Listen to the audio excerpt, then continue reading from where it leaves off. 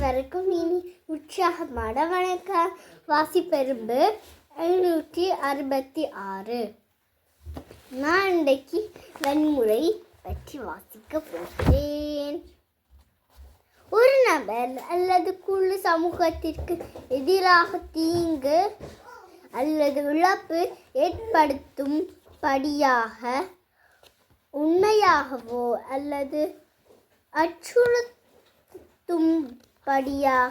உடல் வலிமை அல்லது அதிகாரத்தை பயன்படுத்துவது வன்முறை ஆகும்.